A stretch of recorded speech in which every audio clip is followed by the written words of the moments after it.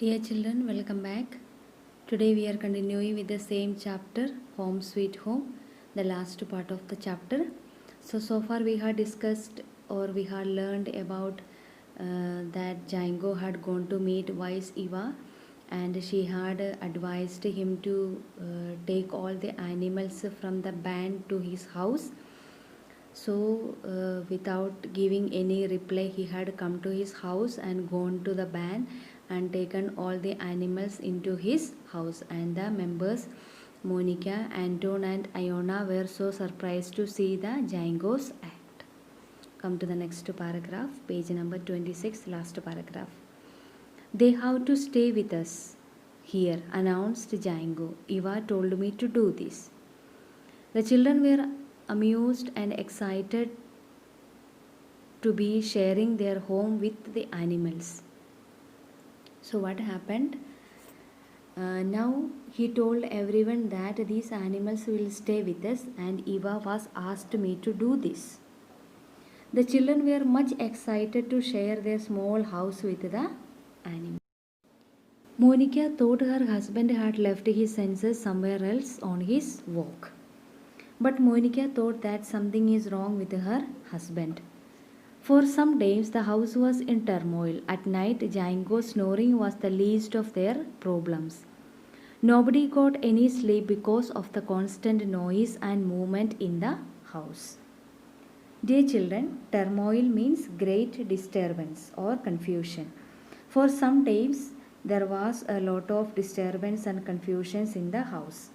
Now, in between the constant and continuous noise and Django's snoring was nothing. One morning, after a particularly noisy and restless night, Django rubbed his eyes and announced, "I am going to see Eva again." The whole family was disturbed all the night, and one morning Django got up and said that he was going to meet Eva again. At Eva's house, Django held his head in his hands and wept. "Why are you putting me through all this?" cried Django. "The whole family is upset with me. We could not sleep and we fight all the time. The noise is defending. Have you ever kept a cow, ducks, and other animals in your room? It's hell, I tell you." After reaching Eva's house, he just put his head in his hand and cried out because he was very much disturbed and sad. Django asked why she was putting him in trouble. Django said because of her suggestion now the whole family was in trouble. Much disturbed all the time, fighting each other, lot of noise, and he asked her all these animals she kept in her room or not. Eva smiled. "Yes, it's hell," she said softly.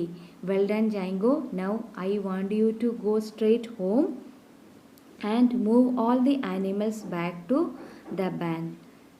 No words, just do it." Eva said that she knew that it was hell to keep all the animals in the house. Now again she told him to move all the animals back to the barn. Django returned to his house and did as he was told. He, Monica, and the other children spent the rest of the day cleaning up all the mess made by the animals. After the house was back to normal, Django stretched out in his armchair. The children played noisily with their own toys in the corner. Monica clattered pots and pans in the kitchen. As per the suggestion of Eva, all the animals were put back in the barn, and the whole family was busy with cleaning the untidy things made by the animals. Mess means untidy or dirty things. When everything was settled up, Django was sitting in the armchair. Children were playing with a lot of noise, and Monica was in the kitchen by making lots of sound with pots and pans. "Ah," sighed Django and thought to himself, "how nice it is. The sound of my wife and the children in the background, plenty of room to home, sweet home." Finally, Django realized that his home is the best place to live in. Now the sound of his wife, the children noise, he realized that whatever space he is having, that is sufficient. So this is the end of our today's class. We shall come tomorrow with all the exercises